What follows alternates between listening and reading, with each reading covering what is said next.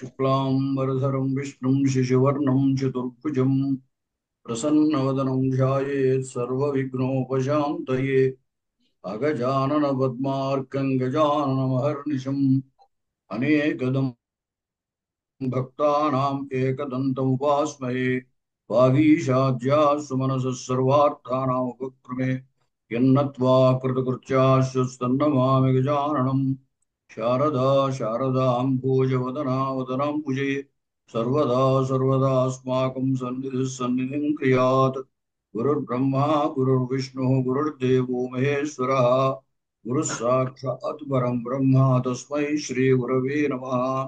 ओम नमः पाणिनिकाचार्य पतंजलिभ्यः शब्द विद्या संप्रदाय गुरुभ्यः वंश ऋषिभ्यो महभ्यो मुनिभ्यो गुरुभ्यः। ఇక్కడ నైయాయికులు చైత్రశ్చైత్రం గచ్చతి అనే ప్రయోగాన్ని నివారించడం కోసం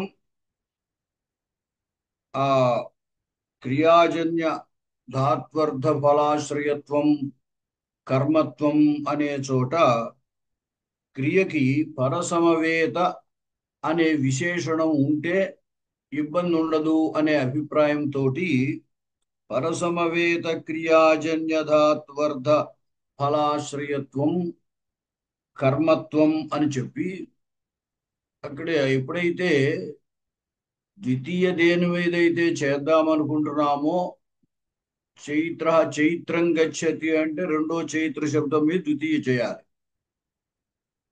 అప్పుడు దాని చైత్ర పదార్థం కంటే పరము ఆ పరసమవేత క్రియ చైత్రాత్ పరహ చైత్ర నభవతి.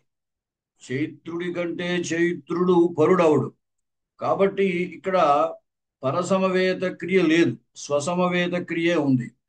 అందుచేత కర్మత్వాన్ని వారించి ద్వితీయ వారించవచ్చు అంటే మొత్తం అసలు ఆ ప్రయోగాన్నే నివారించవచ్చు. అంతేకాకుండా దేవదత్త ద్రవ్యం గచ్చతి అనే ప్రయోగం కూడా సిద్ధిస్తుంది అన్నారు. అంటే అక్కడ ద్రవ్య శబ్దం మీద ద్వితీయ చేద్దామనుకున్నా కాబట్టి ద్రవ్య పదార్థం కంటే పరము దేవదత్తుడు అవుతాడు, భిన్న దేవదత్తుడు అవుతాడు. తత్సంవేద క్రియ ఉంది, పరసంవేద క్రియ గమన క్రియ కాబట్టి తజ్జన్య ఫలాశ్రయత్వేన ద్రవ్యానికి కర్మత్వం వస్తుంది, ద్వితీయ వస్తుంది. కాబట్టి దేవదత్త ద్రవ్యం గచ్చతి అనే ప్రయోగము సిద్ధిస్తుంది, చైత్రశ్చైత్రం గచ్చతి అనే ప్రయోగము నివారింపబడుతుంది. ఈ రెండు ప్రయోజనాలు దృష్టిలో పెట్టుకుని వాళ్ళు అక్కడ క్రియకి పరసమవేత అనేటువంటి విశేషణం వేస్తే బాగుంటుంది అని అభిప్రాయపడ్డారు. ఇది నైయాయికుల యొక్క మతం అన్నమాట. అక్కడ నిన్న అక్కడే ఆపాము. అంటే నైయాయిక మతము యొక్క సారాంశం అక్కడ ఒక మాట రాశారు. ఏతేన ప్రతియోగితా సామాన్యేన అన్వయే ద్విత్వావచ్ఛిన్న ప్రతియోగితాక చైత్రభేదస్య చైత్రే సత్వేన చైత్రశ్చైత్రం గచ్చతి ఇత్యస్య ఆపత్తి. అన్వయితావచ్ఛేదకావచ్ఛిన్న ప్రతియోగితయా అన్వయే దేవదత్తో ద్రవ్యం గచ్చతి ఇత్యస్య అనాపత్తి ఇది నిరస్తం. అది ఈ రెండూ నిరసింపబడ్డాయి. చైత్రశ్చైత్రం గచ్చతి అనే ప్రయోగ ఆపత్తి అంటే ఆ ప్రయోగము ఏర్పడే ప్రమాదము, దేవదత్త ద్రవ్యం గచ్చతి అనే ప్రయోగం సిద్ధింపకపోయే ప్రమాదము అనాపత్తి. ఈ రెండు దోషాలు నివారింపబడతాయి.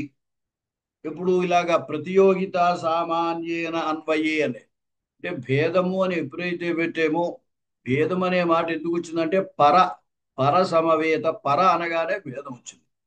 ఆ భేదము ఆ ద్వితీయలో ఏం చెప్పారు మనకి, వ్యాపారంతో భేదమును ఆ ఆశ్రయ ఆధేయమో ఫలంతో అన్వయిస్తుంది అని చెప్పి అక్కడ ఇంతకు ముందు చెప్పడం జరిగింది.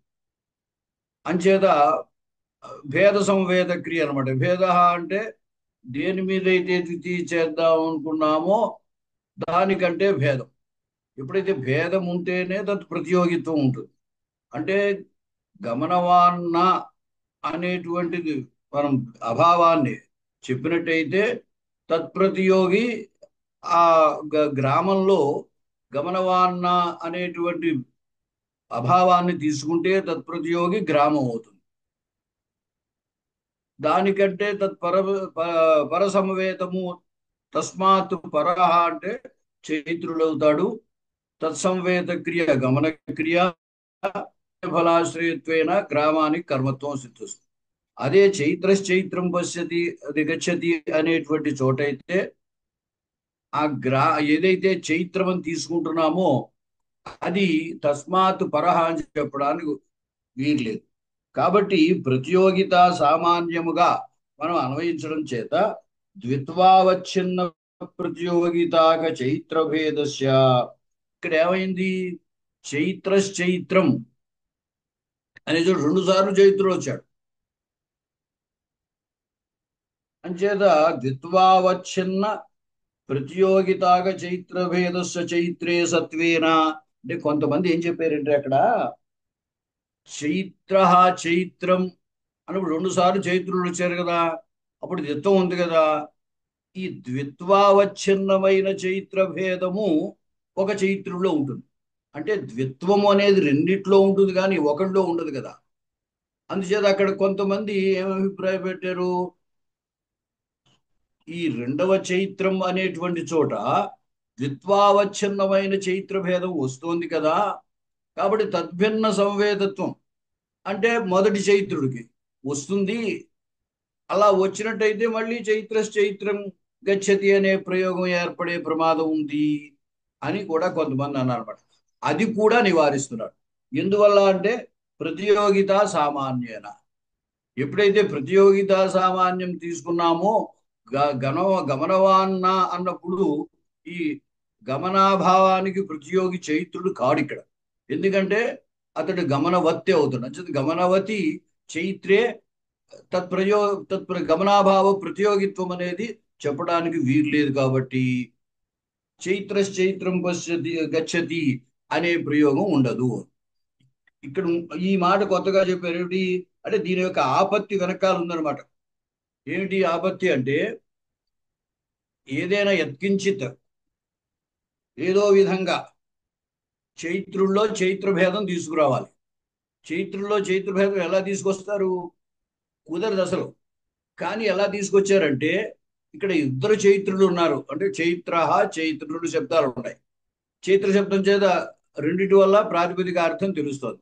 అందువల్ల 2 చైత్రులు ఉన్నారు కాబట్టి ద్విత్వావచ్ఛిన్న ప్రతియోగితాక భేదాన్ని చైత్రుల్లో తీసుకురావచ్చు అన్నారు. ఎందుకంటే ఎక్కడ ఒక చైత్రుడే ఉంటాడు కానీ 2 చైత్రులు ఉండరు. కాబట్టి ద్విత్వావచ్ఛిన్న భేద ప్రతియోగితాకం అనేటువంటిది మొదటి చైత్ర అనే చోట తీసుకోవచ్చు. తత్సంవేద క్రియ ఆ విధంగా క్రియాజన్య ఫలాశ్రయత్వం 2వ చైత్రుడు వస్తుంది.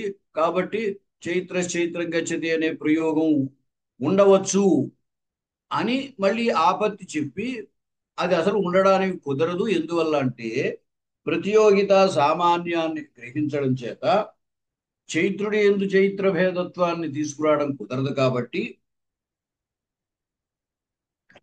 చైత్రం గచ్చతి అనే ప్రయోగ ఆపత్తి లేదు. ఇంకోటి ఏమిటంటే అన్వయితావచ్ఛేదకావచ్ఛిన్న ప్రతియోగితయా అన్వయే. ఇప్పుడు ద్రవ్యం గచ్చతి అనేటువంటి చోట సులభంగానే తెలుస్తుంది. ఎందుకంటే ఆ ద్రవ్యమునందు గమనవాన్న అనేటువంటి అభావాన్ని చెప్పే అవకాశం ఉంది. కాబట్టి తత్ప్రతియోగి ద్రవ్యమవుతుంది. తద్భేదం దేవదత్తుడవుతాడు. తద్గతమైన గమనక్రియ తజ్జన్య ఫలాశ్రయత్వేన ద్రవ్యానికి కర్మత్వం రావడానికి అభ్యంతరం ఏం లేదు. అన్వయితావచ్ఛేదక అవచ్ఛిన్న ప్రతియోగితయా అంటే అన్వయితావచ్ఛేదక అవచ్ఛిన్నం అంటే దానితోటి అన్వయించడం. అంటే ద్రవ్యం గచ్చతి అన్నప్పుడు గచ్చతి అనేది క్రియని చెప్పేటప్పుడు వ్యాపారాశ్రయుడు కర్త కాబట్టి దేవదత్తులతో అన్వయిస్తుంది. తజ్జన్య ఫలాశ్రయత్వేన ద్రవ్యము ఫలముతో ఆ ఫలానికి ఆశ్రయం కాబట్టి అది అన్వయిస్తుంది. అంచేత అన్వయితావచ్ఛేదక అవచ్ఛిన్న ప్రతియోగితయా.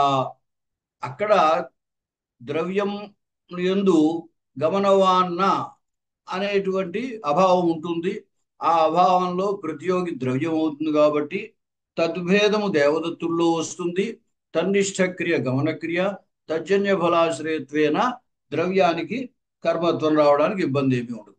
కాబట్టి ఈ నైయాయికులు ఏమన్నారు, మేము చెప్పినటువంటి పరసమవేత క్రియ అని అనడం వల్ల చైత్రశ్చైత్రం గచ్చతి అనే ప్రయోగము ప్రమాదం, ఆ ప్రయోగం వచ్చే ప్రమాదం తప్పింది. అలాగే దేవదత్త ద్రవ్యం గచ్చతి అనేటువంటి ప్రయోగం సిద్ధిస్తోంది. ఈ రెండు ప్రయోజనాలు మేము పరసమవేత అని పెట్టడానికి అని చెప్పారు. అంటే అప్పుడు దాన్ని ఈయన ఖండిస్తున్నారు. తన్నా అది అవసరం లేదయా అలాగా అన్నాడు. ఎందుకు? పరయా కర్తృ సంజ్ఞయా బాధేన ఉద్దేశ్యత్వాభావేన చ తత్ప్రయోగాపత్తే అసంభవేన భేదే శక్తి కల్పనస్య వ్యర్థత్వాత్. ఇక్కడ ఎవరిదో వీడియో ప్రపంచాన్ని చూపిస్తుంది. ఎవరైనా ప్రయాణంలో ఉన్నారేమో. అదే వాళ్ళు ఏదైనా ప్రయాణంలో ఉన్నారా? సరే అండి, చూడండి ఏమంటారంటే మొట్టమొదటి సమాధానం ఏమిటి అంటే కర్మ సంజ్ఞ కర్తృ సంజ్ఞ. అక్కడ ఫలాశ్రయత్వేన కర్మ సంజ్ఞ చెప్పాలి, లేకపోతే వ్యాపారాశ్రయత్వేన కర్తృ సంజ్ఞ చెప్పాలి. ఇప్పుడు చైత్రశ్చైత్రం గచ్చతి అనే చోట వ్యాపారాశ్రయత్వాత్ కర్తృత్వము ఉంటుంది. వీళ్ళు చెప్పినటువంటి పరసంవేద అనకపోతే క్రియాజన్య ఫలాశ్రయత్వేన చైత్రుడి కర్మత్వము వస్తుంది. ఇలాగా కర్తృత్వము కర్మత్వము ఒకదానికే వస్తున్నాయి. అంటే ఇప్పుడు పరత్వాత్ కర్తృ సంజ్ఞ, స్వతంత్ర కర్త అనేటువంటి కర్తృ సంజ్ఞ మిగతా సంజ్ఞలన్నిటికంటే పరం. కాబట్టి అక్కడ పరత్వాత్ కర్తృ సంజ్ఞ వచ్చేసింది కాబట్టి కర్మ సంజ్ఞ బాధింపబడుతుంది. బాధేనా ఒక సమాధానం చెప్పారు. ఇంకొకటి ఉద్దేశ్యత్వాభావేన చ. ఇప్పుడు మనం కర్తురీప్సితమం కర్మ అనేటువంటి చోట సన్ ఈప్సిత అన్నటువంటి సన్ప్రత్యయం వల్ల ఉద్దేశ్యత్వం అక్కడ గర్భీకృతమై ఉంది అని చెప్పాం. అంచేత కర్తృuద్దేశ్యత్వం ఉండాలి. కర్తృuద్దేశ్యత్వంలో చైత్రుడికి చైత్రం గచ్చతి, వాడి దగ్గరికే వెళ్ళడము అనే ఉద్దేశ్యత్వం ఉండదు కదా. వాడి దగ్గరికి వెళ్ళడం అనేది వాడు ఇంకో చోటికి వెళ్ళాలనే ఉద్దేశ్యత్వం ఉంటుంది. కానీ వాడే ఉద్దేశ్యుడు అవడు కదా గమనక్రియలో. అందుచేత ఆ ఉద్దేశ్యత్వం కూడా లేదు. అలా లేనప్పుడు తత్ప్రయోగ ఆపత్తే రసంభవేనా, అసలు చైత్రశ్చైత్రం గచ్చతి అనే ప్రయోగ ఆపత్తే ఉండదు. దానికి మొదటి కారణం కర్మ సంజ్ఞని బాధించి కర్తృ సంజ్ఞ వచ్చేస్తుంది.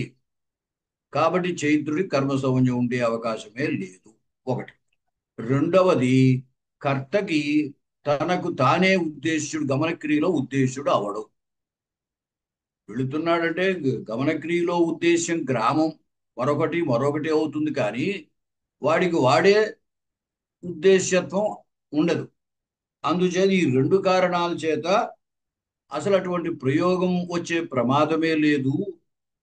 ఆ లేనప్పుడు అనవసరంగా ఈ భేదాన్ని దాన్ని కల్పించాలి కదా. మరి ద్వితీయకి భేద, తర్వాత ఆధేయత్వం అర్థ అని చెప్పాడు కదా అక్కడ.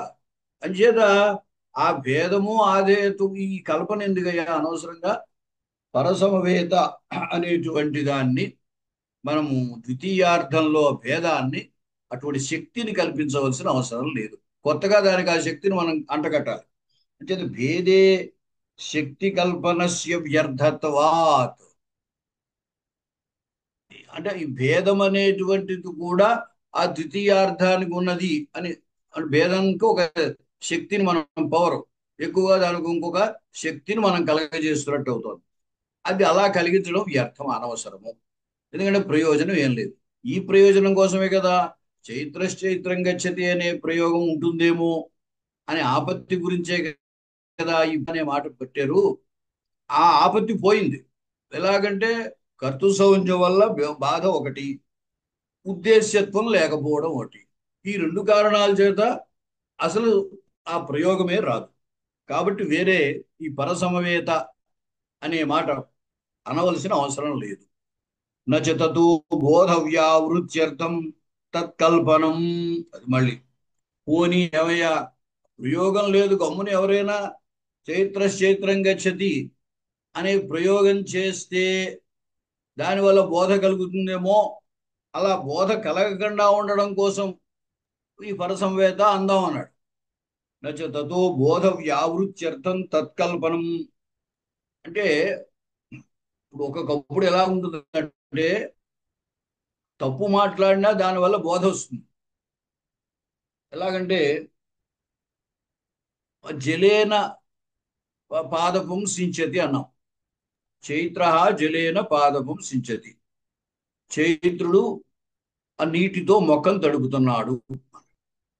సాధనానికి వ్యాకరణ రీత్యా సాధనానికి తృతీయ. అక్కడ జలం తీసేసి అగ్నిన అన్నాం అనుకోండి. సాధనానికి తృతీయ కాబట్టి అగ్నిన అనొచ్చు. మరి అది దోషమే. ఎందువల్లంటే మనకి యోగ్యత అనేది లేదు అక్కడ. వాక్య లక్షణంలో యోగ్యత, ఆకాంక్ష, ఆసక్తి అనే మూడు ఉన్నవి వాక్యము అని చెప్పారు. అక్కడ యోగ్యత లేదు కాబట్టి అది వాక్యము కాదు, అంటే అసాధు. అయినప్పటికీ బోధ కలుగుతుంది. బోధ అంటే దాని అర్థం తెలుస్తుంది కదా. ఆ యోగ్యత లేదు అనే సంగతి ఎప్పుడు తెలుస్తుంది? చైత్రుడు నిప్పుతో తడుపుతున్నాడు అంటే నిప్పుతో తడపడం కుదరదు కాబట్టి యోగ్యత లేదు అని తెలుస్తుంది. కాబట్టి తప్పు ఉంది అని తెలియడానికి కూడా బోధ కలుగుతోంది కదా. అంచేత చైత్రశ్చైత్రం గచ్చతి అనే చోట ఆ ఆ దోషం అసాధు వాక్యం నుండి బోధ కూడా కలగకుండా ఉండడం కోసం పరసమవేత ఉంచుదాము అన్నాడు. అంటే తథా వ్యుత్పత్తి మతస్తతో బోధస్య దుర్వారత్వా. అయ్యా, అటువంటి ఆలోచన ఉన్నవాడికి నువ్వు ఎన్ని చెప్పినా దాని నుంచి బోధను నివారించడం సాధ్యం కాదు. అంటే చైత్రశ్చైత్రం గచ్చతి అనే తథా వ్యుత్పత్తి మత అంటే అటువంటి వ్యుత్పత్తి, అటువంటి జ్ఞానం కలిగి అప్పుడు దాని నుండి బోధన కూడా నివారించడం సాధ్యం కాదు.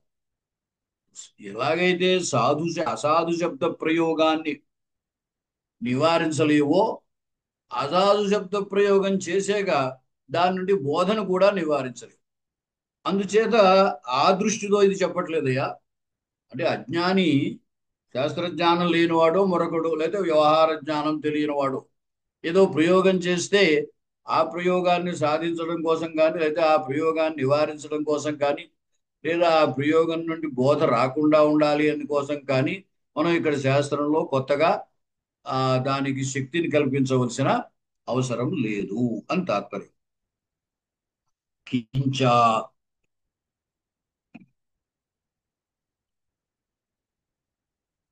ద్వితీయార్థ ఆధేయత్వాన్విత ఫల ప్రకారక బోధం ప్రతి ద్వితీయాంతార్థ వృత్తి భేద ప్రతియోగితావచ్ఛేదక వ్యాపారోపస్థితి వ్యోపస్థితే హేతుత్వ కల్పనేన తద్వారణ.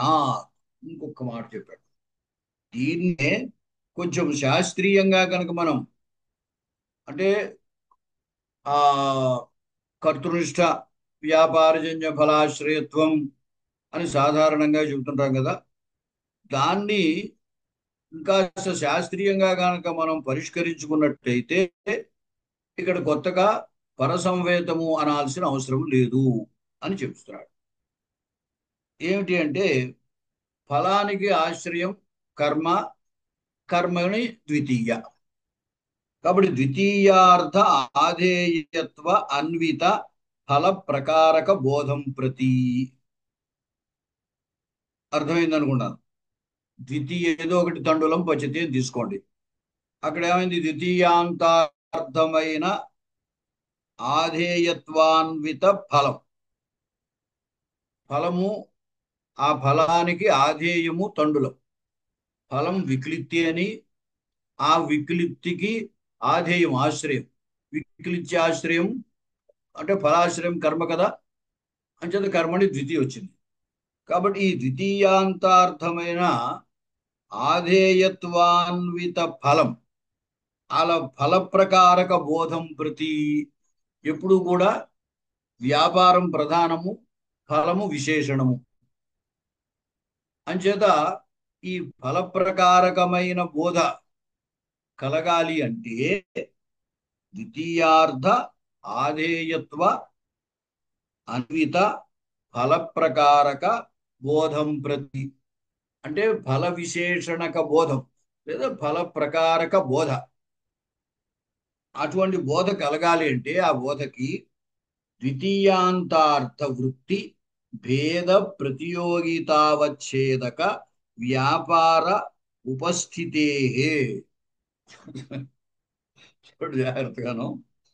ద్వితీయాంతార్థ వృత్తి, ద్వితీయాంతార్థం అంటే తండులం అనుకోండి, ఆ తండు ద్వితీయ అనుకుంటే దాని అర్థం ద్వితీయార్థం తండులం. దాని ఎందున్నటువంటి వృత్తి భేద ప్రతియోగిత అవచ్ఛేదక వ్యాపారం అంటే తండులం నందు వ్యాపారాభావం. దేని యొక్క ప్రతియోగి వ్యాపారానికి ప్రతియోగి ఉండాలి. అంచేత ఆ గమన వాన్న లేదా అదేమిటది పచన వాన్న అనమాట, విక్లిత్య వాన్న అన్నటువంటి. అంచేత ఇక్కడ క్రియాభేదం తీసుకోవాలి. కాబట్టి విక్లిత్యనుకూల వ్యాపారవత్ న వ్యాపారవాన్ న అని తదభావం తీసుకున్నప్పుడు దానికి ప్రతియోగి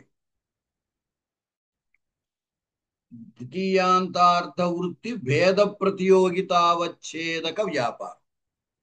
భేద ప్రతియోగితావచ్ఛేదక వ్యాపారం అంటే మనం భేదము వ్యాపారవాన్న, ఏ వ్యాపారము, ఏదో విక్లుత్యనుకూల వ్యాపారవాన్న, లేకపోతే ఇప్పుడు ఈ చైత్రం గచ్చతి దగ్గర గమనవాన్న అనేటువంటి భేదం. ఈ గమనవాన్న అంటే గమనాభావం వాన్ అని అర్థం. కాబట్టి అభావంలో ప్రతియోగి ఇది గమనం. కాబట్టి ప్రతియోగితావచ్ఛేదక వ్యాపారం అంటే చైత్రం గచ్చతి అన్న చోట గమనం అవుతుంది. ఆ చైత్రస్తండులం పచతి అన్నప్పుడు విక్లిత్యనుకూల వ్యాపారం అవుతుంది. ఎప్పుడైతే అటువంటి వ్యాపార ఉపస్థితి అంటే అటువంటి వ్యాపారం ఎక్కడైతే ఉందో అంటే ప్రతియోగితావచ్ఛేదక వ్యాపారం, భేద ప్రతియోగితావచ్ఛేదక వ్యాపారం ఎక్కడైతే మనకి అటువంటి జ్ఞానం కలుగుతుందో అక్కడే ఈ ద్వితీయార్థ ఆధేయత్వాన్విత ప్రకారక బోధ కలుగుతుంది అని చెప్పినట్టయితే సరిపోతున్నాడు. ఇక్కడ 2 ఉదాహరణలు చూడండి. చైత్రస్తండులం పచతి అన్నప్పుడు తండులమందు విక్లిత్యనుకూల వ్యాపారవాన్న అని భేదాన్ని తీసుకున్నప్పుడు ఆ భేద ప్రతియోగితమైన వ్యాపారము విక్లిత్యనుకూల వ్యాపారం. తదుపస్థితి అంటే అలాగే భేద ప్రతియోగచ్ఛేదకమైన వ్యాపారం ఉన్నది అనే జ్ఞానం కలగడం. అది ఉంటేనే ద్వితీయార్థం నుండి ఆ ఫల ప్రకారత బోధ కలుగుతుంది అని చెప్పడం వల్ల తండులం పచతి దగ్గర ఏమవుతుందంటే విక్లిత్యనుకూల వ్యాపారవాన్న అనే భేదంలో ప్రతియోగి విక్లిత్యనుకూల వ్యాపారం కాబట్టి తాదృశ ప్రతియోగితావచ్చక వ్యాపారం ఇక్కడ ఉంది చైత్రుల్లో. కాబట్టి తండుల శబ్దం మీద ద్వితీయ నుంచి మనకి ఫల ప్రకారత బోధ కలుగుతుంది. అదే చైత్రం గచ్చతి అని చోట తీసుకున్నట్టయితే అక్కడ గమనవాన్న అనేటువంటి భేదము చైత్రుల్లో తీసుకోవడానికి ఉండదు. కాబట్టి అక్కడ భేద ప్రతియోగితావచ్ఛేదక వ్యాపారం లేదు, భేద ప్రతియోగిత లేదు. కాబట్టి అక్కడ అటువంటి బోధ చైత్రం అనేది నుండి ఫల ప్రకారక బోధ కలగనే కలగదు. అంటే వెనకాల చెప్పిన బోధ కలగకుండా ఉండడం కోసం పరసంవేత అని అందామన్నాడు. కాబట్టి బోధ ఇలా ఈ విధంగా బోధను నివారించవచ్చు. కాబట్టి పరసంవేద అని ప్రత్యేకించి చెప్పాల్సిన పని లేదు అన్నాడు. అంటే ఇది కేవలం అక్కడ ఉన్నదాన్ని ఉన్న స్థితిని శాస్త్రీయంగా వివరిస్తున్నాడు అంతే. చైత్రస్తండులం పచతి దగ్గర ఏముంది అంటే ఇది ఉంది. ఏముంది అంటే గమనవార్ణలాగా వ్యాపారవార్ణ అనేటువంటి భేదం తండులంలో ఉంది. కాబట్టి భేద ప్రతియోగిక అవచ్ఛేదకమైన వ్యాపారము విక్లిచనుకూల వ్యాపారము అది ఉంది అని తెలిసినప్పుడే ద్వితీయాంతం నుండి ఫలప్రకారక బోధ కలుగుతుంది. అలా కలుగుతోంది మనకి. అక్కడ దేని వల్ల మనకి ఎలా బోధ కలుగుతోంది అనే దాన్ని కొంచెం సూక్ష్మంగా ఈ సంబంధ విశేషాన్ని చెప్పి చెబుతున్నారు అన్నమాట. అంతే కదా, దాంట్లో వ్యాపారం లేకపోతేనే ఫలాశ్రయం అవుతుంది. వ్యాపారాశ్రయం అది అవదు. వ్యాపారాశ్రయం అయితే ఫలాశ్రయం కాదు, ఫలాశ్రయం అయితే వ్యాపారాశ్రయం కాదు. రెండు ఒక చోట ఉంటే అది అకర్మక ధాతువు అవుతుంది కానీ సకర్మకం కాదు. అప్పుడు కర్మనిధి రానే రాదు అకర్మక ధాతువు అయితే. అంటే సకర్మకం అయింది అంటే అర్థం ఏంటి? వ్యాపార ఫల వైయధికరణీయం ఉండాలి. అంటే ఫలాశ్రయం వేరు వ్యాపారాశ్రయం వేరుగా ఉండాలి. అప్పుడే అదే సకర్మకత్వంకి లక్షణం. అంచేది దాన్నే ఇక్కడ వివరిస్తున్నాడు అంతే. తండులం అనే ద్వితీయాంతార్థము ఫలాశ్రయంగా మనకి తెలియాలి. ఫలాశ్రయంగా ఎప్పుడు తెలుస్తున్నాడు? దాంట్లో వ్యాపారం లేదని తెలిస్తేనే. కాబట్టి అక్కడ వ్యాపార భేదం ఉంది, వ్యాపారం వేరే చైత్రుల్లో ఉంది. కాబట్టి అక్కడ ఫలాశ్రయత్వేనా మనకు బోధ కలుగుతున్నారు. అది అక్కడ తాత్పర్యం. అంటే కొత్తగా పరసంవేదాన్ని తీసుకొచ్చి పెట్టాల్సిన పని లేదు అని ఉద్దేశం. ఫలాన్వయానురోధేన తవాపి ఆవశ్యకే కార్యకారణ భావే తాదృశ వ్యాపార ప్రవేశేన నమే గౌరవం అని. అదేమిటయ్యా నన్నమో కాదని నువ్వు కూడా మరి అలా చెప్పావు కదా అన్నాడు. అంటే పరసంవేద అంటే అక్కడ ఏం చెబుతున్నాడు? ఈ భేద సంవేదమైన వ్యాపారము అని అక్కడ ఆయన కూడా పరసంవేద చెప్పినప్పుడు ఈ భేదం వ్యాపారంలో చెప్తాము. కాబట్టి గమనవాన్న అనేటువంటి భేదం చెబితే గమనవతి చైత్రే గమనవాన్న అండం కుదరదు కాబట్టి ప్రయోగాన్ని వారించవచ్చు అని నైయాయికులు చెప్పారు కదా. ఇప్పుడు నువ్వు కూడా ఏం చెబుతున్నావు అంటే భేద ప్రతియోగిత వచ్చేదక వ్యాపారం అని నువ్వు కూడా అంటున్నావు కదా అన్నాడు. అంటే ఇది నే అండం కాదయ్యా, ఇది ఎవరైనా అనాల్సిందే అన్నాడు.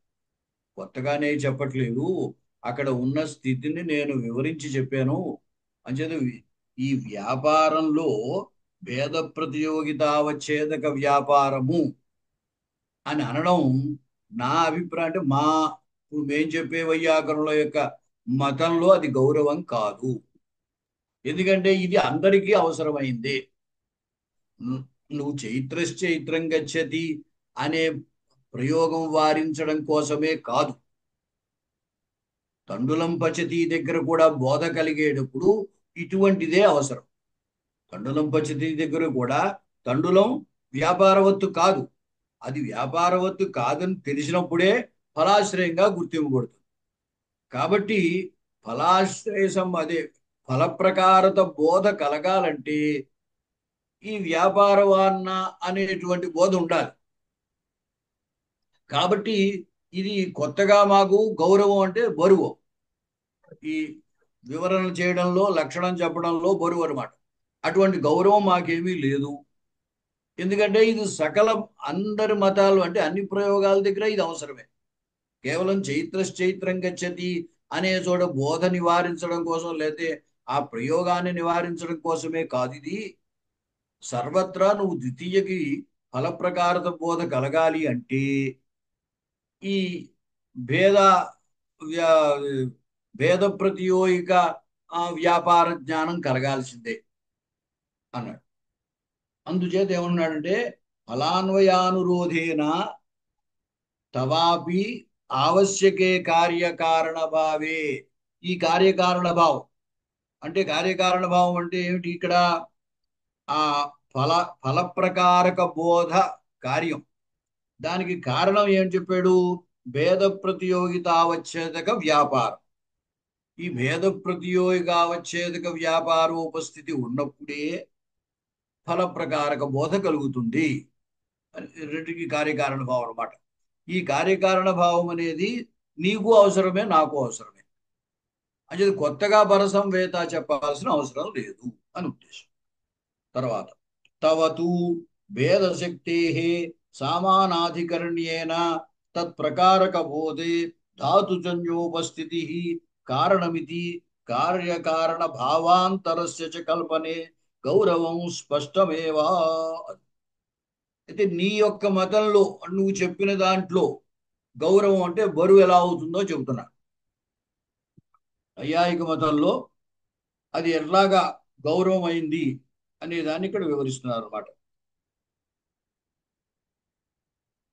ఏమిటంటే భేదశక్తే సామానాధికరణ్యేన తత్ప్రకారక బోధే, అక్కడ చైత్రస్తండులం పచతి అనేటువంటి చోట ఈ పరసంవేదత్వేన చెప్పినప్పుడు అక్కడ అసలు పరసంవేద పనే లేదు. ఒక్క చైత్రశ్చైత్రం గచ్చతి అనే ప్రయోగ నివారణకే పరసంవేద క్రియాజన్య ఫలాశ్రయత్వం అని చెప్పాల్సి వచ్చింది. కాబట్టి అక్కడ సామానాధికరణ్యేన తత్ప్రకారక బోధే ధాతుజన్య ఉపస్థితి కారణం. చైత్ర చైత్రం గచ్చతి అన్నప్పుడు రెండు చైత్రులకి సమానాధికరణం ఒకటే. అక్కడ మరి ఏమని చెప్పాలి? తత్ప్రకార చైత్రుడు కర్మ అనుకున్నట్టయితే తత్ ఫలాశ్రయంగా అతను చెప్పాలి. ఆ ఫలాశ్రయంగా చెప్పినప్పుడు తత్ప్రకారక బోధ ఉంటుంది. పైనలాగైతే ఫలప్రకారక బోధ గురించి వ్యాపారోపస్థితి కారణమని చెప్తున్నాడో, అలాగే ఇక్కడ సామానాధికరణ్యేన తత్ప్రకారక బోధ కలగాలంటే ధాతుజన్య ఉపస్థితి కారణం. ధాతుజన్యమైన ఉపస్థితి అంటే భేదము ధాతుజన్య కాదు. కానీ ఇక్కడ ఏం చేశారు ఆయన అంటే నైయాయికులు ఏం చేశారు? ధాతువుకి ఫలము వ్యాపారము ఆశ్రయము అని చెప్పి ఈ ద్వితీయకి భేదము ఆశ్రయం ఆధేయము అర్థము అంచేత ఆధేయం అనేది ఫలంలో అన్వయిస్తుంది, భేదం అనేది వ్యాపారంలో అన్వయిస్తుంది అని చెప్పారు. అంచేత భేదము ధాతుజన్యోపస్థితిగా చెప్పడానికి ఎలాగా? అది వేరే కార్యకారణ భావం నువ్వు కొత్తగా చెప్పాల్సిన అవసరం. అది భేదశక్తికి ఏం చెప్పాలి? ధాతుజన్యోపస్థితి కారణం అని చెప్పాల్సి ఉంటుంది. అటువంటి కార్యకారణ భావ వేరే కార్యకారణ భావం కార్యకారణ భావాంతరస్య. కార్యకారణ భావాంతరము అంటే అన్య కార్యకారణ భావ కార్యకారణ భావాంతరం అంటే అన్య గ్రామ గ్రామాంతరం గ్రామాంతరం గచ్చతి అంటాం. అంటే వేరే ఊరు వెళ్ళాడు, వాళ్ళు ఉన్న ఊరు నుంచి ఇంకో వేరు వెళ్ళినప్పుడు గ్రామాంతరం అంతర శబ్దం వస్తుంది. అక్కడ అంటే వేరొక గ్రామము అని అర్థం, నిత్య సమాసం అన్నమాట. అంచేత గ్రామస్య అంతరం గచ్చతి అని విడిగా చెప్పడానికి వీల్లేదు. అప్పుడు వేరే గ్రామం అని అర్థం రాదు. గ్రామాంతరము ఏదో వృక్షాంతరము ఇలాగే ప్రయోగాలు ఉంటాయి. ఈ అంతర శబ్దంతో ప్రయోగము భిన్నమైనది వేరొకటి అని అర్థం వస్తుంది, లోపల అని అర్థం కాదు. అంచేది ఇది సమాసం నిత్య సమాసం. గ్రామాంతరం అనాలే కానీ ఏదో రాజ్య పురుష రాజపురుష అక్కడ వాక్యము ఉంది సమాసం ఉంది రెండూ చెప్పచ్చు. అలాగా గ్రామస్య అంతరం గ్రామాంతరం అనడానికి వీలదు. అన్య గ్రామ గ్రామాంతరం అంతే. వేరే గ్రామం అని చెప్పాలంటే గ్రామాంతరం నిత్య సమాసంలో వాడాల్సిందే.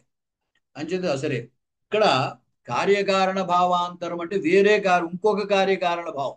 ఇప్పుడు పైన మేము చెప్పిన కార్యకారణ భావము ఉండాలి, అది తప్పనిసరిగా అన్ని చోట్ల ఉండవలసిందే. అది కాకుండా నీ మతంలో నీ అభిప్రాయంలో ఏం చెప్పాల్సి వస్తుందంటే ఈ భేదం అనేది కొత్తగా భేదశక్తి ధాతుజన్యోపస్థితే కారణం అని చెప్పాల్సి వస్తుంది. అంటే కొత్తగా ఇంకొక కార్యకారణ భావం నువ్వు అంగీకరించాల్సి వస్తుంది కాబట్టి నీ అభిప్రాయంలో అది గౌరవం. అంటే రెండు కార్యకారణ భావాలు నువ్వు చెప్పుకోవాలి.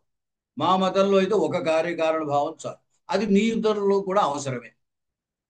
అది ఉద్దేశం. చైత్ర చైత్రం చైత్రౌ చైత్రమౌత్రౌ పరస్పరం గచ్చతి ఇది ఉభయో సమం. ఇక్కడ అసలు గొడవ లేదు. చైత్రమైత్రౌ పరస్పరం గచ్చత అంటే వీడి దగ్గరికి వాడు, వాడి దగ్గరికి వీడు వెళ్తున్నారు. వాడు అక్కడ బయలుదేరినట్టు వీడికి తెలియదు, వీడి ఇక్కడ బయలుదేరినట్టు వాడికి తెలియదు. ఇద్దరు ఫ్రెండ్స్ అనుకోండి. అప్పుడు ఏమవుతుంది? ఈ చైత్రుడు ఒకసారి మైత్రుడి దగ్గరికి వెళదాం అనుకున్నాడు. అంటే చైత్ర మైత్రం గచ్చతి. మైత్రుడు కూడా చైత్రుడి దగ్గరికి వెళ్దాం అనుకున్నాడు. అప్పుడు మైత్ర చైత్రం గచ్చతి. అప్పుడు ఏమైంది? చైత్రమైత్రవు పరస్పరం గచ్చత. ఒకరి దగ్గరకు ఒకరు వెళుతున్నారు. అప్పుడు ఇబ్బంది ఏం లేదు. ఎందుకంటే చైత్రుడు చైత్రుడికి ద్వితీయ కర్మత్వం చెప్పదలిచినప్పుడు మైత్ర సంబంధమైన క్రియను తీసుకుంటాం. తజ్జన్య ఫలాశ్రయంగా చైత్రుడికి కర్మత్వం ద్వితీయ అవసరం.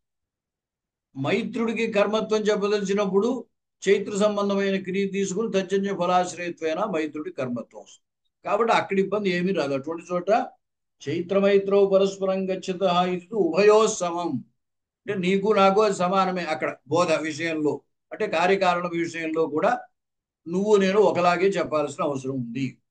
ఒక్క చైత్రశ్చైత్రం గచ్చతి అన్నప్పుడు మాత్రం నువ్వు అదనంగా మరొక కార్యకారణ భావాన్ని అంగీకరించాలి. ఎందుకంటే ఈ భేదం అనేది ధాతుజన్యమైంది కాదు. అంచు ధాతుజన్యోపస్థితి కారణం భేదశక్తే సామానాధికరణ్యేన తత్ప్రకారక బోధే. తత్ప్రకారక బోధము అంటే అక్కడ ఫలప్రకారక బోధ. ఆ ఫలప్రకారక బోధలో భేదశక్తే ధాతుజన్యోపస్థితి కారణం అని చెప్పాలి. ఎందువల్ల? దాంట్లో భేదశక్తి కొత్తగా కల్పించాలి. మా అభిప్రాయంలో అది కల్పించాల్సిన అవసరం లేదు అన్నాడు.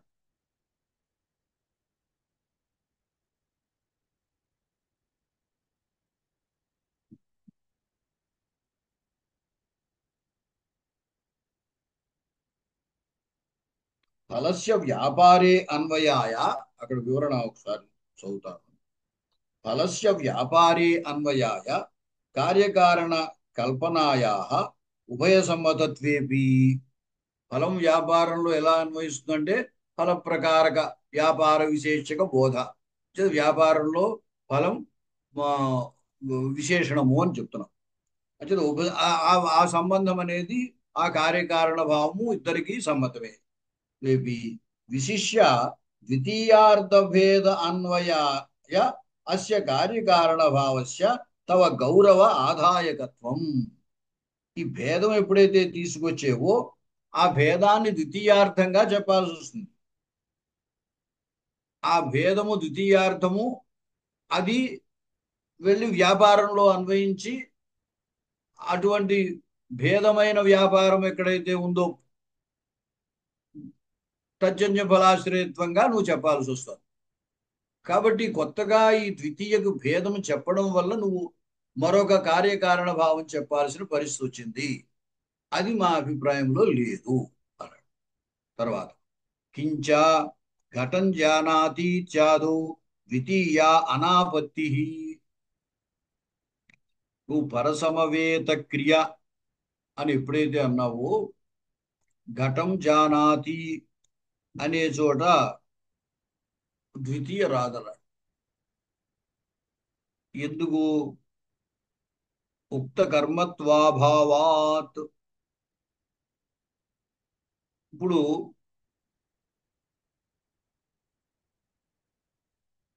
ఈ విషయము అనేటువంటి చోట ఇచ్చతి అని కానీ జానాతి అని కానీ ఇటువంటి వాటిల్లో ఏమవుతుందంటే జ్ఞానంలోది విషయం అవుతుంది. జ్ఞానంలో ఘటం విషయం అవుతుంది. ఇప్పుడు కర్మ చెప్పబడితే ద్వితీయ రాదు. కర్మ చెప్పబడకపోతే కర్మణి ద్వితీయ అని ద్వితీయ వస్తుంది.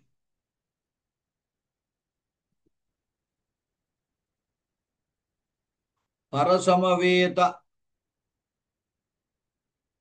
పరసమవేత క్రియా కావాలి. ఘటాత్తు పరము పరసమవేత ఉన్నాడు క్రియాజన్య ఫలాశ్రయత్వం. ఎందువల్లంటే జానాతి అంటే అక్కడ కేవలము క్రియ అర్థం.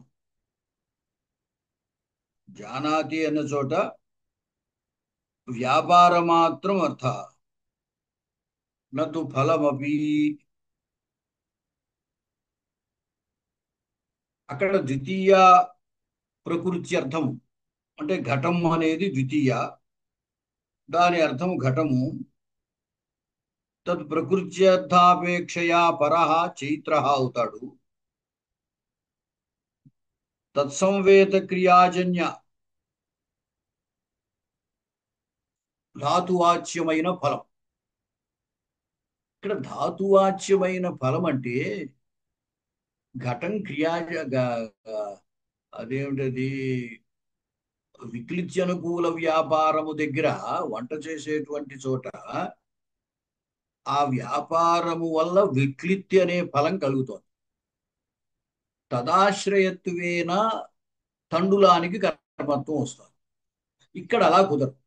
ఎందుకంటే జానాతి అనేది క్రియ, జ్ఞాన క్రియ అనుకోండి. ఆ, బుద్ధి ఉపస్థితి లేదా విషయతానుకూల వ్యాపారం అని ఏదో అనుకోండి. అనుకున్నప్పుడు తెలుసుకుంటున్నాడు అంటే ఘటాన్ని తెలుసుకుంటున్నాడు. కానీ ఇది విషయాశ్రయముగా ఘటానికి చెప్పడం వీర్లేదు. ఎందుకంటే ఘటము వీడి బుద్ధిలో విషయం అవుతోంది, కానీ విషయము ఘటంలో లేదు. అంటే క్రియాజన్య ఫలాశ్రయత్వం అనేది ఘటానికి చెప్పడం లేదు, కుదరదు. ఎందుకంటే తత్సమవేత క్రియాజన్యస్య ధాతువాచ్యస్య ఫలస్య అభావేన ఘటాదేహ కర్మత్వాభావ. ఇప్పుడు ఎలా చెప్పాలి? ఘటము ద్వితీయార్థం ఘటం, తదపేక్షయా భిన్న భేదం చెప్పాలి. తదపేక్షయా భేద చైత్ర అవుతాడు. అదే పరాన్ని పరసంవేదం అంటే తదపేక్షయా పరహ చైత్ర అవుతాడు. తత్సంవేద క్రియాజన్య ధాతువాచ్యమైన ఫలం ఆ ఫలాశ్రయంగా ఘటానికి చెప్పే అవకాశం లేదు. కాబట్టి ఘటానికి కర్మత్వం వచ్చే అవకాశం లేదు. ఎందువల్ల అంటే జ్ఞానానుకూల వ్యాపారాశ్రయుడు, ఘట విషయకమైన జ్ఞానానికి ఆశ్రయుడు చైత్రుడే. అక్కడ ఎలా అయితే విక్లిత్యనుకూల వ్యాపారము చైత్రుల్లో ఉంది, తజ్జన్య ఫలం విక్లిత్తి తదాశ్రయం తండులమై. ఇక్కడ అలా కాదు. ఎందువల్ల? ఈ అనుకూల వ్యాపారం వీడికి ఏం తెలిసింది? ఘట విషయక జ్ఞానం కలిగింది, అంతే కదా. ఇతనిలో ఉన్న వ్యాపారం వల్ల జ్ఞానం కలిగింది. ఆ జ్ఞానాశ్రయుడు తదనుకూల వ్యాపారాశ్రయుడు చైత్రుడే అవుతున్నాడు.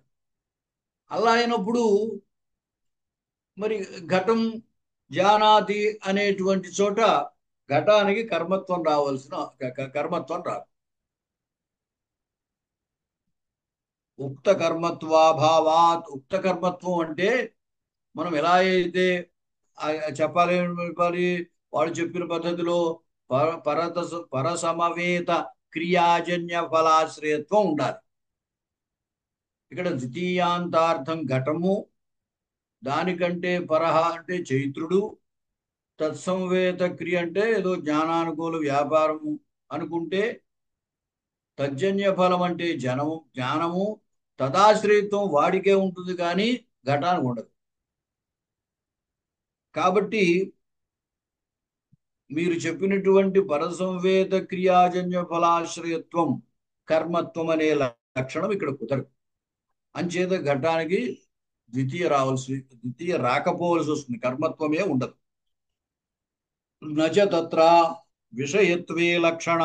అది అది కాదయ్యా, అక్కడ జ్ఞానము అని అంటున్నాము, జ్ఞాన విషయము అని అర్థం చెబుదాము.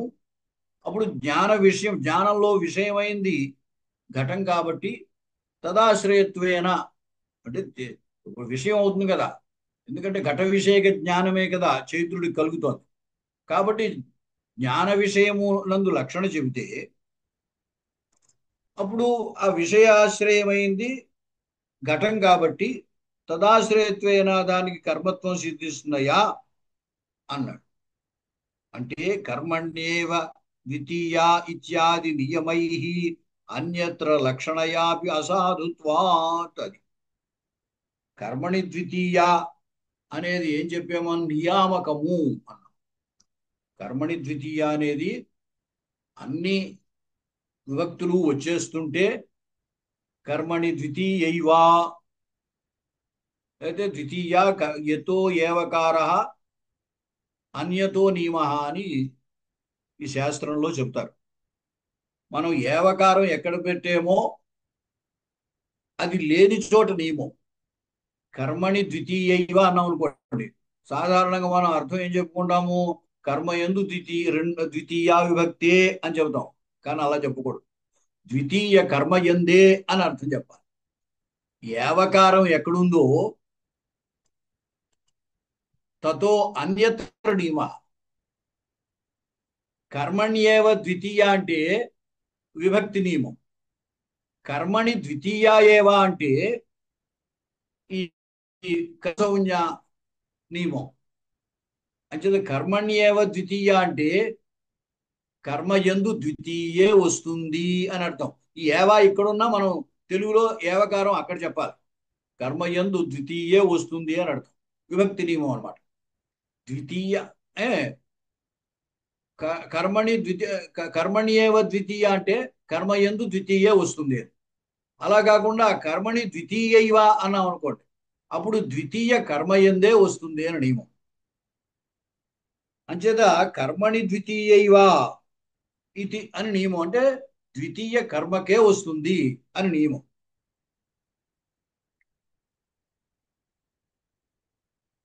అందుచేత కర్మాదేహ శబ్దాంతర సంబంధ వ్యావృత్తి ఫలక కర్మణి ద్వితీయైవ ఇది అర్థనియమ. అంచేత ఇప్పుడు లక్షణ చెప్పడానికి వీర్లేదు. కర్మణ్యేవ ద్వితీయ ఇత్యాది నియమై అన్యత్ర లక్షణయా అపి అసాధుత్వాత్. నువ్వు లక్షణ చెప్పునా ఇతరత్ర ఈ వాళ్ళు చెప్పినటువంటి నియమానికి భిన్నంగా చెప్పడానికి వీర్లేదు. అతయేవ సువిధౌ న లక్షణ ఇది తవద్ వృద్ధ వ్యవహార. అందుచేతనే సుప్పు విధించిన చోట ఆ లక్షణ చెప్పడానికి వీర్లేదు అని మీ వాళ్ళు కూడా పూర్వీకులు పెద్దవాళ్ళు చెప్పిన మాటైనా అన్నారు. అది మా అభిప్రాయమే కాదు, మీ వాళ్ళు కూడా అది అంగీకరించారు. ఏమన్నారు, సువిధౌ న లక్షణ. అంచేత కర్మణి ద్వితీయ ఇత్యాదుల్లో నువ్వు లక్షణను ఆశ్రయించి దాని కర్మత్వం చెప్పి ద్వితీయ చెప్పడానికి వీర్లేదు. అలాగే వైకుంఠం అధితిష్టతి ఇత్యాదా ఇత్యాదౌ అవ్యాప్తిశ్చ తదుక్త లక్షణస్య. వైకుంఠం అధితిష్టతి అన్నాడు. అధితిష్టతి అన్నప్పుడు స్థాధాతు అకర్మకం. ఇంకా అకర్మకమైనప్పుడు మరి ఆయన చెప్పినటువంటి కర్మలక్షణం ఇక్కడ ఎలా పడుతుంది? ఎందుకంటే పరసంవేద క్రియాజన్య ఫలాశ్రయత్వం అని చెప్పాలి. అసలు క్రియాజన్య ఫలాశ్రయత్వం పరసమవేత కుదరదు. ఎందువల్ల అంటే ఇక్కడ వైకుంఠంలో అది అధితిష్టతి అధిసేతే ఇదే రెండు కూడా, అధితిష్టతి అన్నా అధిసేతే అన్నా అధ్యాస్తే అన్నా ఈ మూడు కూడా అకర్మక ధాతువులే. అప్పుడు ఏమవుతుందో పరసంవేద క్రియ కాదు, ఫలానికి వ్యాపారానికి ఆశ్రయుడు అక్కడ ఒకడే. మరి అటువంటిప్పుడు వైకుంఠం ద్వితీయ ఎలా కుదురుతుంది అని అంటే సంజ్ఞాయా ఏవ నియామకత్వేతు కిం భేద నివేశేన. అయితే సంజ్ఞయే నియామకమయ్యా ద్వితీయ రావడానికి. అక్కడ అధిశీస్తాసాం కర్మ అనేటువంటి చోట ఆధార కర్మ స్యాత్ అని చెప్పారు. ఆధారానికి డైరెక్ట్ గా కర్మసం చెప్పేశారు. కర్మసం చెప్పారు కాబట్టి కర్మణ ద్వితీయ వచ్చేసింది అంతే. అంతేగాని ఈ కర్మత్వ లక్షణం అక్కడ పట్టాల్సిన పని లేదు. కర్మత్వ లక్షణం పెడితే అధిశీస్తాసాం కర్మ చెప్పడం ఎందుకు కాదు? కర్మత్వ లక్షణం అకర్మక ధాతువు కాబట్టి అక్కడ కర్మత్వ లక్షణం పట్టదు కాబట్టే ఆ విధంగా చెప్పారు. అందుచేత అటువంటి చోట కర్మ సంజ్ఞే ద్వితీయ రావడానికి నియామకము అని అనుకున్నట్టయితే సర్వత్రా అలా కర్మ సంజ్ఞ ఉంటే చాలు. కాబట్టి ఈ పరసంవేత అనేటువంటిది పెట్టడం వల్ల కొత్తగా సాధించేది ఏమీ లేదు. సంజ్ఞాయా ఏవ నియామకత్వే కిం భేద నివేశేన వైకుంఠం తిష్టతి ఇత్యాదో కర్మ సంజ్ఞ చెప్పాడు కాబట్టి ద్వితీయ రావడానికి కర్మే నియామకము, కర్మ సంజ్ఞ నియామకము అని అన్నట్లయితే ఈ కర్మ లక్షణంలో పరసమవేత అని చెప్పవలసిన అవసరమే లేదు. అది అవ్యాప్తిశ్చ అంటే అది వైకుంఠమది ఇత్యాదో అవ్యాప్తి అంటే నీ కర్మ లక్షణం అక్కడ పడదు అంచేది అవ్యాప్తి. అనయా రీత్యా వ్యాపార వ్యధికరణ ధాత్వర్థ ఫలాశ్రయత్వం కర్మత్వం ఇత్యాజ్యపి ఖండనీయమిచ్చలం. అలాగే కర్మత్వం అంటే సాధారణంగా మనం చెప్పుకునేటువంటిది ఏమిటి అంటే వ్యాపార వ్యధికరణ ధాత్వర్థ ఫలాశ్రయత్వం కర్మత్వం అని చెప్తాం. ఈ విధంగా ఇదే పద్ధతిలో వ్యాపార వ్యధికరణ ధాత్వర్థ ఫలాశ్రయత్వం. ఇప్పుడు సాధారణంగా సకర్మకం అకర్మకం అనే దానికి ఈ లక్షణమే చెబుతూ ఉంటాం.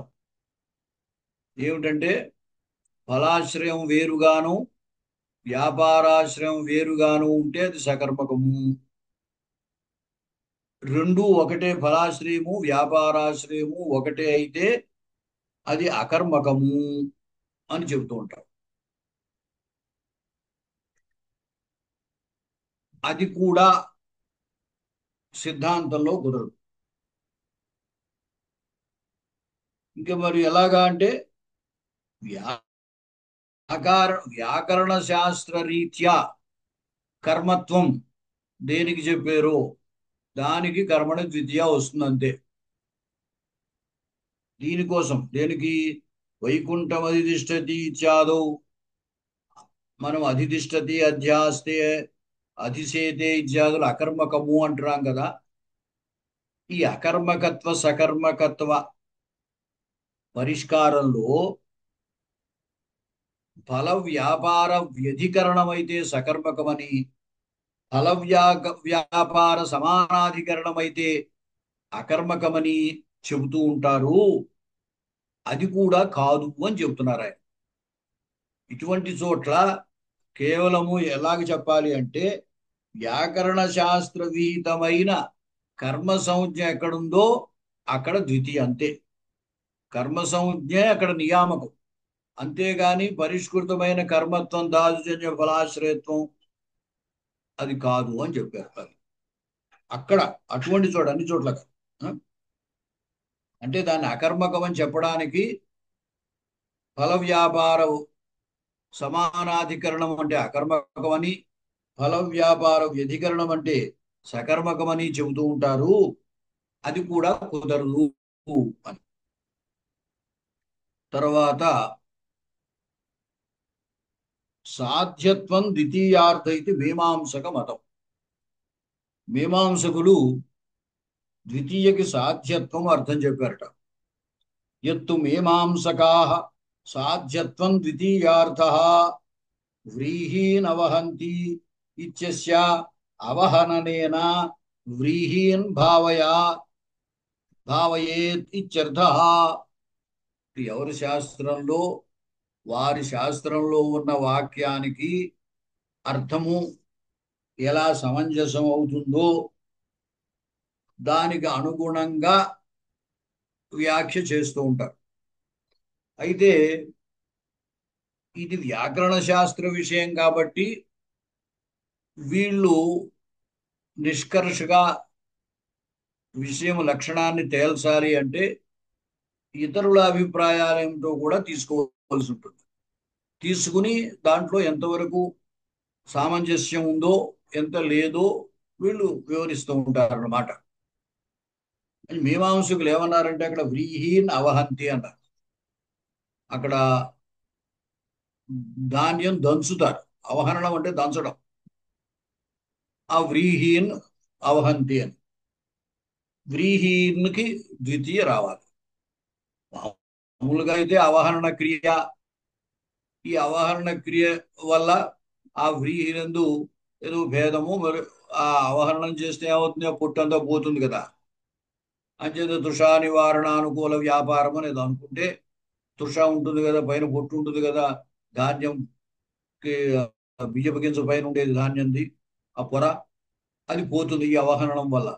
అంచేత తృషా నివారణ అనుకూల వ్యాపారం ఏదో చెప్పుకుంటే క్రియకు అర్థం. తృషా నివారణత్వాత్తు తదాశ్రయత్వాత్తు వ్రీహికి కర్మత్వం వస్తుంది, కర్మణ ద్వితీయ వస్తుంది. మనం సాధారణంగా అలా అర్థం చేసుకుంటాం. ఇక్కడ వాళ్ళు అర్థం చెప్పినప్పుడు ఏం చేశారంటే అవహననేన వ్రీహీన్ భావయా ఇత్యర్థ. అవహరణము ద్వారా అక్కడ భావన ముఖ్య విశేషంగా శాబ్దబోధ వాడదు. అంచేత ఏదైనా సరే సో సోమేన యజేత అంటే సోమేన ఇష్టం భావయ అంటారు. అంటే యజధాతువుకు ఇష్టం కాబట్టి సోమేన ఇష్టం భావయ అని వాడు అర్థం చెబుతారు. కాబట్టి ఇక్కడ కూడా ఏం చెప్పారంటే వ్రీహీనాం అవహననేన లేదా అవహననేన వ్రీహీన్ భావయ అని అర్థం చెప్పారు. అప్పుడు ఈ భావనలోకి వ్రీహులు అన్వయిస్తాయి కాబట్టి వాటికి కర్మత్వేన ద్వితీయ వచ్చింది అని. వీటి సాధ్యం, ఎందుకంటే అంతకు ముందు వాటికి పొట్టు ఉంటుంది ధాన్యానికి, అవహరణం చేత అవి తొలగించడం జరుగుతుంది. కాబట్టి ఆ విధంగా సాధ్యత్వం వాటిలో ఉంది అని. అంటే అవహనన క్రియా సాధ్యములు వ్రీహిలు అవుతాయి. కాబట్టి ఈ ద్వితీయ ఏం చెబుతోంది అన్నారంటే సాధ్యత్వాన్ని చెబుతోంది అని వాళ్ళు చెప్పారు. యద్యపి వ్రీహయా సిద్ధా ఏవ క్రియాయా సాధనాని చ తథాపి అదృష్ట విశేష సాధనత్వ రూప సంస్కార్యత్వమేవ అత్ర సాధ్యత్వం బోధ్యం. ఇప్పుడు మనము తండులంపచతి దగ్గర అక్కడ అంతకు ముందు గట్టిగా ఉన్నటువంటి బియ్యాన్ని ఈ పచన క్రియ ద్వారా ఉడకబెడుతున్నాం. అంటే అంతకు ముందు లేనటువంటిది కొత్తగా అక్కడ ఏర్పడుతోందని చేత అక్కడ సాధ్యత్వం అంటే కుదురుతుంది. అంటే పచన క్రియ ద్వారా సాధ్యం అవుతోంది అది, ఆ వికృతి అనేది. అలాగే ఇక్కడ ఏమి లేదు కదయ్యా. ఎందువల్ల అంటే ఆ వ్రీహులు అక్కడ రెడీగా ఉన్నటువంటివే. వ్రీహ సిద్ధా ఏవ క్రియాయా సాధనాని చ. అవి అవహరణ క్రియకి సాధనములు అవే. దంచాలంటే వ్రీహి ఉంటేనే కదా దంచుతారు. తథాపి లేదా అవహరణ క్రియకి సాధనముగా మనం అవి చెప్పుకోవచ్చు. ఏది దంచడానికి ఏదో ఉపయోగిస్తారు కదా, రోకల బండ లాంటిది ఏదో, అది. అంటే అవన్నీ సిద్ధములే అని చెప్పడం కోసం. తథాపి మరి ఇక్కడ వేరే ఏమిటయా అంటే వాళ్ళందుకే అపూర్వం ఒకటి ఉంటుంది, అదృష్ట విశేషం. తథాపి అదృష్ట విశేష సాధనత్వ రూప సంస్కార్యత్వమేవ అత్ర సాధ్యత్వం. అది అంటే సాధనం కూడా వ్రీహిలే, వేరే మనం రోకల పని తీసుకోగలదు అయితే. ఏమిటంటే వ్రీహులు సిద్ధములు, అవే ఎదరు చేసేటువంటి పనికిలో సాధనములు. అటువంటి చేత అవి సిద్ధములు సాధనములు కూడా రెడీగా అవి ఉన్నవే.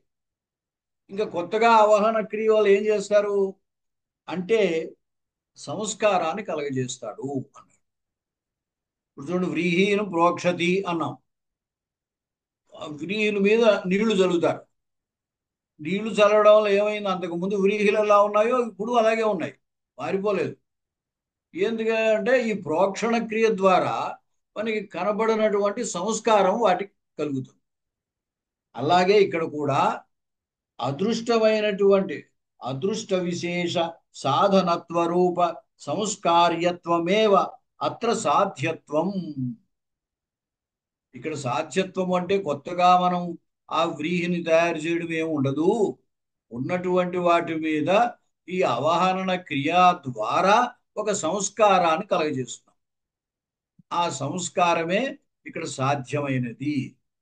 అంటే సాధ్యము ఏది అంటే ఆ అవహరణ క్రియ ద్వారా సంస్కారాన్ని కలగజేయడమే సాధ్యము.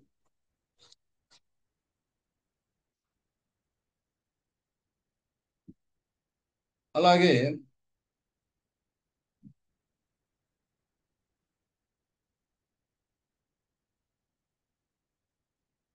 వాళ్ళది ఏమిటంటే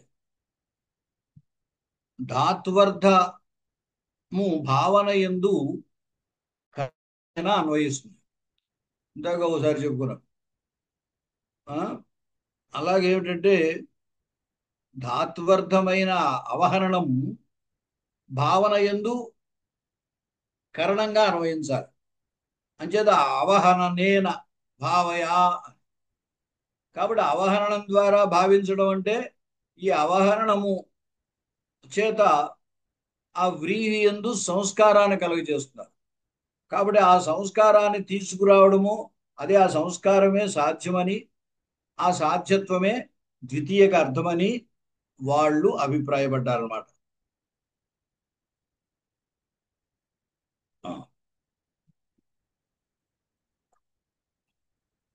అంటే ఇక్కడ అన్ని సిద్ధములు, అక్కడ వ్రీహులు సిద్ధములు.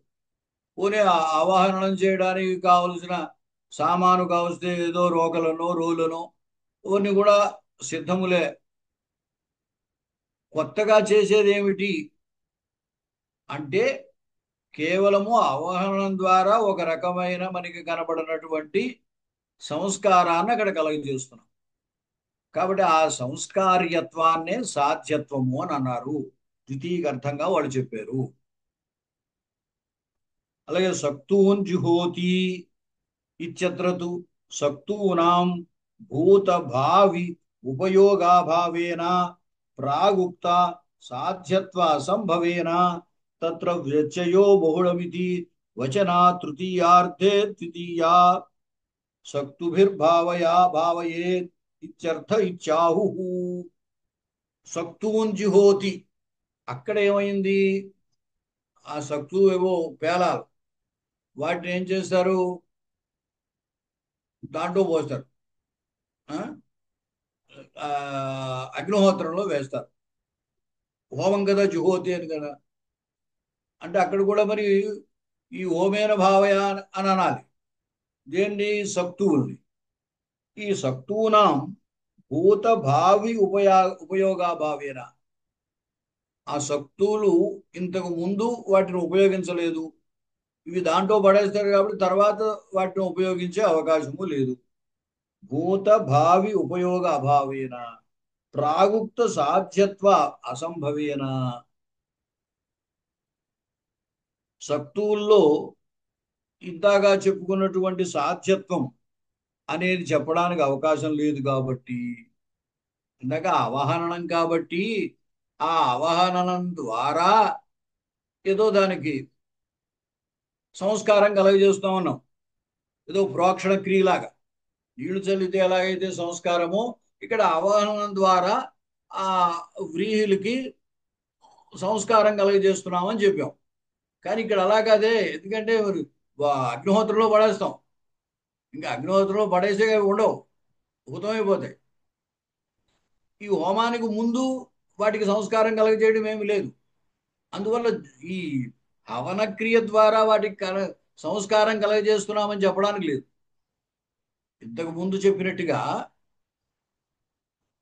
ఇక్కడ వ్రీహీన్ అవహంతి దగ్గర అవహనన అనేటువంటి క్రియ ద్వారా వాటి ఎందు ఏదో సంస్కారం కలుగుతుంది, ఆ సంస్కార్యత్వమే సాధ్యత్వము అని చెప్పారు. ఇక్కడ అలా సంస్కారం కలుగుతుందని చెప్పడానికి లేదు. ఎందువల్ల లేదు అంటే ఆ హవన క్రియ ఇది. ఇదేం నీళ్లు చల్లడం లాంటిది కాదు. నీళ్లు చల్లితే అక్కడ అలా ఉంటాయి, అలాగే అవహనం చేస్తే అక్కడ అలా ఉంటాయి. కానీ హోమం చేస్తే అలా ఉండవు. అవి అవి పట్టుకెళ్ళి అగ్నిహోత్రంలో పడేసినప్పుడు ఉతమైపోతాయి కదా, ఇంకా మళ్ళీ కనపడవు కదా. వాటి ఎందు ఏదో సంస్కారం చేసేవడానికి లేదు కదా.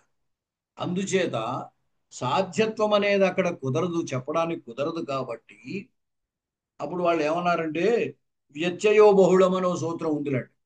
ఆ సూత్రం బహుళ గ్రహణం చేత కరణానికి కర్మత్వం, కర్మత్వం అంటే తృతీయ రావాల్సిన చోట ద్వితీయ, ద్వితీయ రావాల్సిన చోట తృతీయ, ఇట్లాంటివి కూడా ప్రయోగించవచ్చు. వచన తృతీయార్థే ద్వితీయ.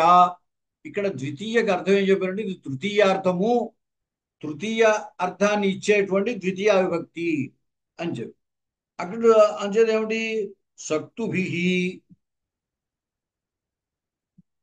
అదే హవన క్రియ హవనం భావయేత్ అని అన్నారు. ఆ? ఈ సక్తుభి అని తృతీయ అర్థం ఇక్కడ ద్వితీయకి, అంచేత కర్మత్వాదు ద్వితీయం కాదు ఇక్కడ అని చెప్పారు. తర్వాత ఇత్యాహు అనేది ఎత్తు ఆహు, అది మీమాంసకుల అభిప్రాయం. మొట్టమొదట్లో వ్రీహీన అవహంతి అన్నప్పుడు ఈ అవహరణం అనేటువంటి దాని చేత ఆ వ్రీహుల యందు సంస్కారాన్ని కలగజేస్తున్నాం కాబట్టి ద్వితీయకి సాధ్యత్వం అర్థము అన్నారు. అక్కడ సాధ్యత్వం బాగానే ఉందయా, మరి సక్తూన్ జుహోతి దగ్గర ఏం చెప్తావు? అక్కడ సాధ్యత్వం కుదరదు కాబట్టి ద్వితీయకు సాధ్యత్వం అర్థం కాదు. తృతీయ అక్కడ ఆ తృతీయకి ద్వితీయ వాడారు, యచ్చయోబోహుళం అనే సూత్రం అలాంటి దానికి అంగీకారం తెలుపుతోంది. అంచేది అక్కడ తృతీయార్థంలో ద్వితీయ కాబట్టి సక్తుభిహి అని అర్థము అని వాళ్ళు చెప్పారు. తేషామయం భావ వేదే కర్మత్వశక్తి ప్రాగుక్త సంస్కార్యత్వ సమానాధికరణైవ ఇత్యేతావత తస్య ద్వితీయార్థత్వం ఇత్యలం ఇది వాళ్ళ యొక్క అభిప్రాయం ఇదయా. వేదంలో ఈ కర్మత్వ శక్తి అనేటువంటిది ఇంతకు ముందు చెప్పినటువంటి సంస్కార్యత్వ సమానాధికరణ, కర్మత్వ శక్తి సాధ్యము అంటే సంస్ ఆ సంస్కారం ఏదైతే సంస్కారం కలగజేద్దాం అనుకున్నారో ఆ సంస్కార్యత్వముతో కూడి ఉన్నది తత్సమానాధికరణమైనది కర్మత్వ శక్తి. కాబట్టి ఈ సంస్కార్యత్వము అనేది సక్తూని జుహోతి దగ్గర లేదు కాబట్టి తృతీయార్థంలో ద్వితీయ వచ్చింది అని వాళ్ళు చెప్పాల్సి వచ్చింది. పైన ద్వితీయకమో సాధ్యత్వం అర్థం చెప్పారు.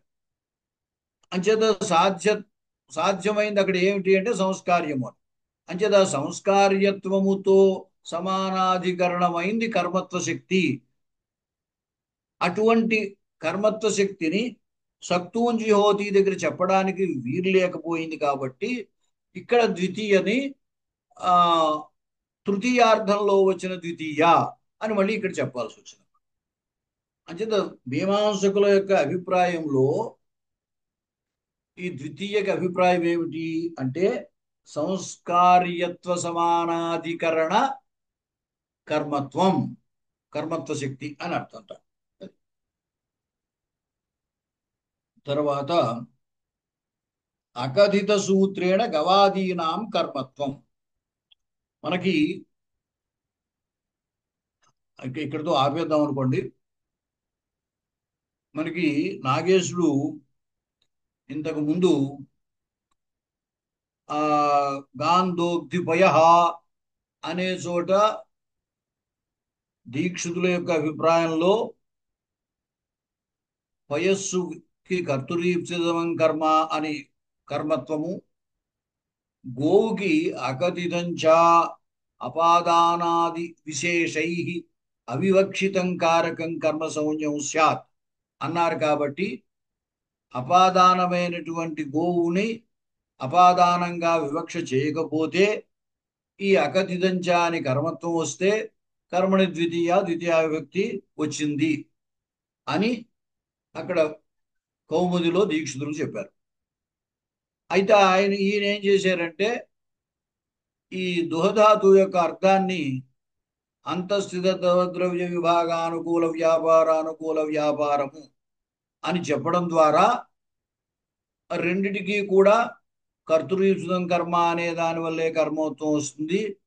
రెండు చోట్ల కూడా దాని వల్లే కర్మత్వము, కర్మని ద్వితీయ వచ్చింది అని చెప్పారు. ఇప్పుడు అకథిత సూత్రం చేత గవాదులకు కర్మత్వము ఎలా చెప్తారో ఇప్పుడు వివరిస్తున్నారు. సరే, ఇక్కడికి ఆపుతామండి.